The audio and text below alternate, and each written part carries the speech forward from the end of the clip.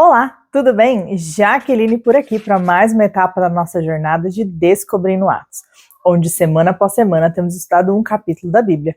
A gente conversa um pouco sobre ele, sobre um contexto histórico, às vezes a gente conversa um pouco sobre a aplicação, e depois nós temos um devocional que fica salvo aqui na descrição desse vídeo, para que você possa meditar na palavra, porque a Bíblia é um livro rico, é um presente de Deus para nós, é um tesouro, e precisamos estudá-la para entendê-la melhor. Abra Atos 9 e vem comigo. Então, começando em Atos 9, versículo 1, diz: Enquanto isso, Saulo ainda respirava ameaças de morte contra os discípulos do Senhor.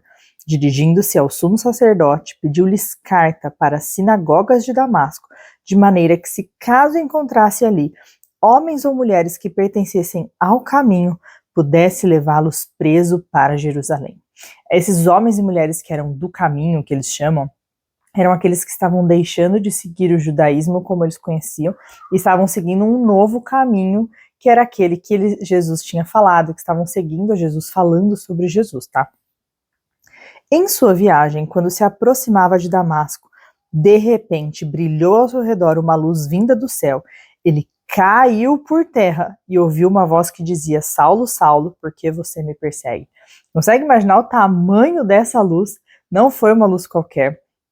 E quando a gente lê sobre uma luz tão forte assim, a gente lembra lá no Velho Testamento, quando a glória de Deus brilhava, a Shekinah, né? Então, eu imagino que foi algo realmente assustador, talvez, para ele, né?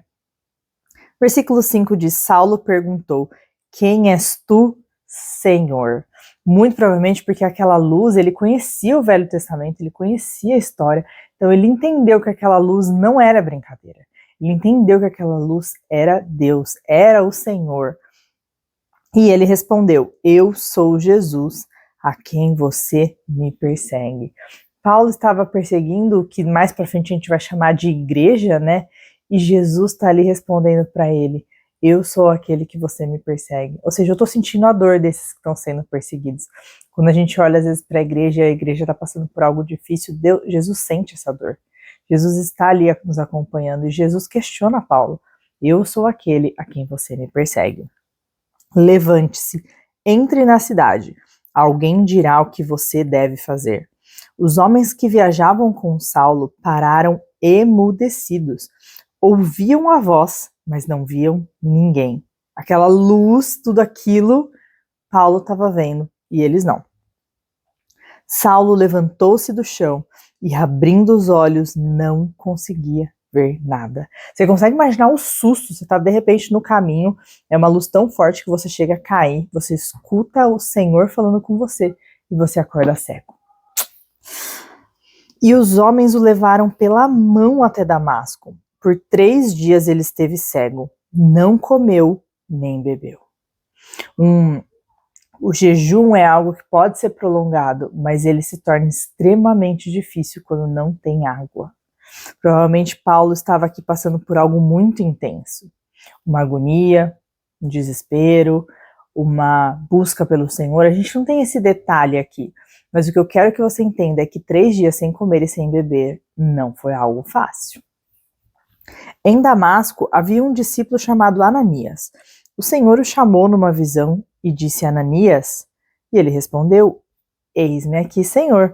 Respondeu ele: O Senhor lhe disse: Vá à casa de Judas, na rua chamada Direita, e pergunte por um homem de Tarso chamado Saulo.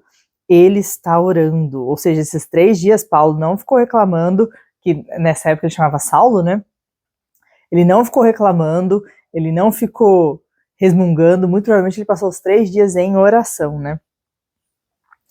Numa visão, viu um homem chamado Ananias chegar e impor-lhes as mãos para que voltasse a ver. Respondeu Ananias: Senhor, tenho ouvido muita coisa a respeito desse homem e de todo o mal que ele tem feito aos teus santos em Jerusalém. Ele chegou aqui com autorização dos chefes dos sacerdotes para prender todos os que invocam o teu nome. Pedido difícil, hein? O que você teria respondido se Deus tivesse te chamado para ir lá orar por alguém como Saulo nos dias de hoje? Talvez teria falado assim: você tem certeza, Deus? Ou sai pra lá, Satanás. Ou talvez, acho que eu tô meio cansado, né? Tô delirando, né? O que você teria respondido? Versículo 15. Mas o Senhor disse a Ananias: vá, este homem é meu instrumento escolhido para levar o meu nome perante os gentios e seus reis, e perante o povo de Israel. Mostrarei a ele quanto deve sofrer pelo meu nome. Ali na conversão, Paulo já vai descobrir que sofreria pelo nome de Jesus. Então Ananias foi. Ananias obedece.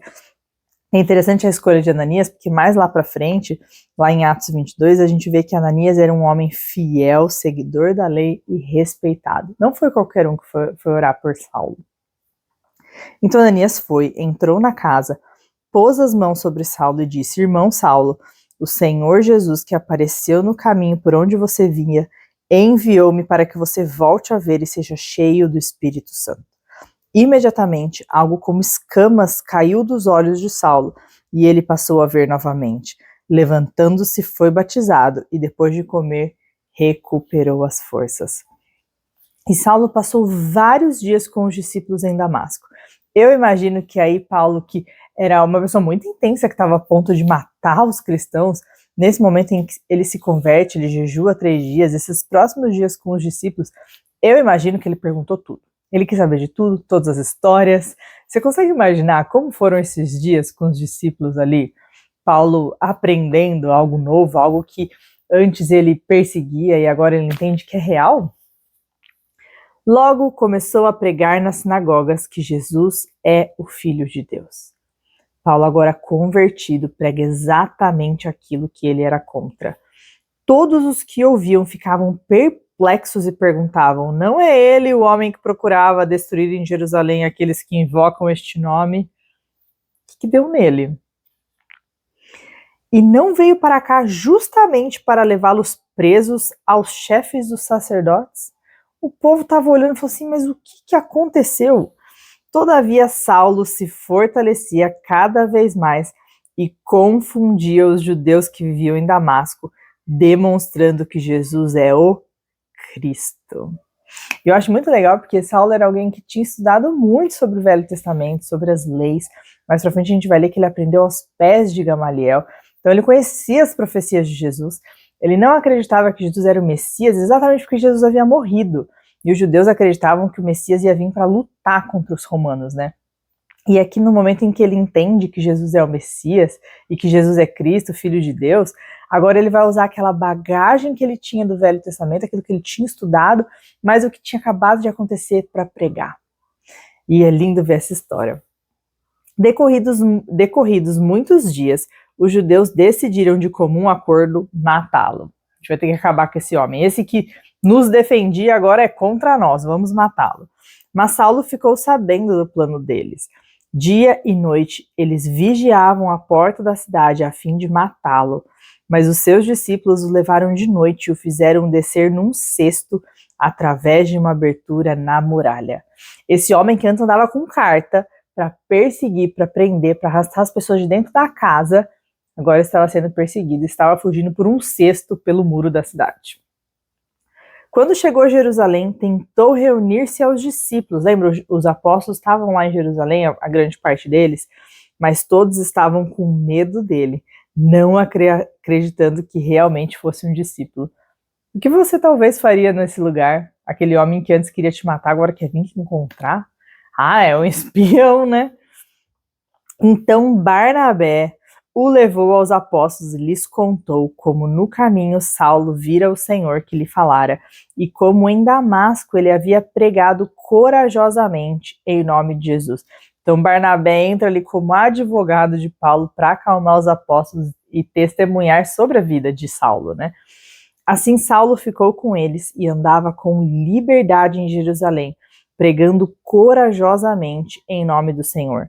Falava e discutia com os judeus de fala grega, mas esses tentavam matá-lo. Sabendo disso, os irmãos o levaram para Cesareia e o enviaram para Tarso. A igreja passava por um período de paz em toda a Judéia, Galiléia e Samaria.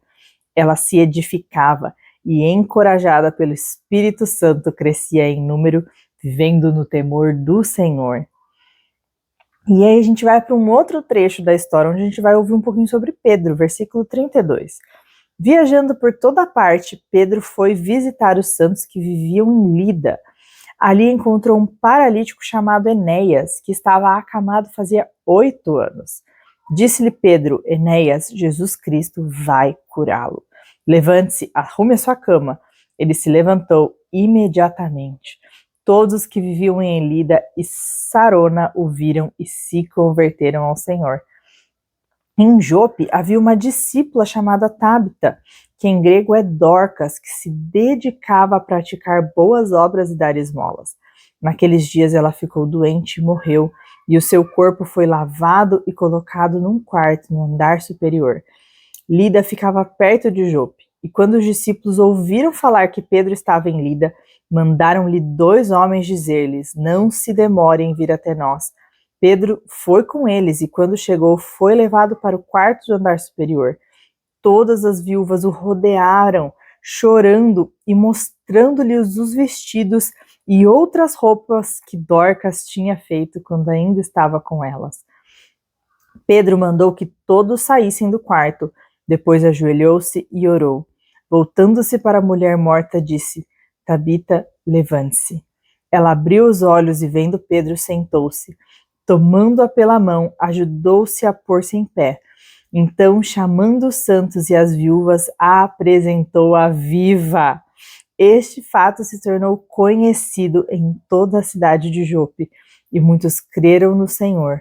Pedro ficou em Jope durante algum tempo com um curtidor de couro chamado Simão. E esse trecho é interessante porque curtir couro era algo impuro para os judeus. O judeu não mexia com animais mortos, né? E aí Pedro vai e fica na casa de um curtidor de couro. Ou seja, aqui você vê que Pedro já não está mais seguindo exatamente o judaísmo, ele está preocupado em que as pessoas conheçam a Jesus. E Atos 9, então, nos mostra que ninguém está fora do alcance da graça de Deus. E que o encontro com Cristo tem que ser transformador, assim como foi com Saulo. Não dá pra gente aceitar Jesus e continuar fazendo tudo que a gente fazia. Continuar errando, continuar agindo da forma que a gente agia, mentindo, sendo estúpido, grosso, ou seja, o encontro com Cristo é transformador. E quando nós conhecemos a Cristo, nós somos chamados a ser testemunhas, assim como Paulo. Paulo não teve vergonha de pregar exatamente aquilo a quem ele era contra. Ou ele não se escondeu, pelo contrário, ele começou a pregar a todos. E você também foi chamado a ser testemunha. Você foi chamado a ser corajoso. E talvez como Ananias vai ser chamado para orar por algumas pessoas. Agora coloca aqui embaixo nos comentários o que você teria comentado se tivesse recebido um aviso como Ananias recebeu. Teria respondido: acho que eu tô com sono, isso é uma doideira, acho que essa mensagem não é de Deus. O que você teria respondido, né? E que você possa, nessa semana, meditar em Atos 9. Temos um devocional aqui embaixo. A leitura de Atos 9 termina aqui. Mas Deus tem muito para falar contigo. Medite na palavra e que você possa entender ainda mais sobre o amor de Jesus. Até mais!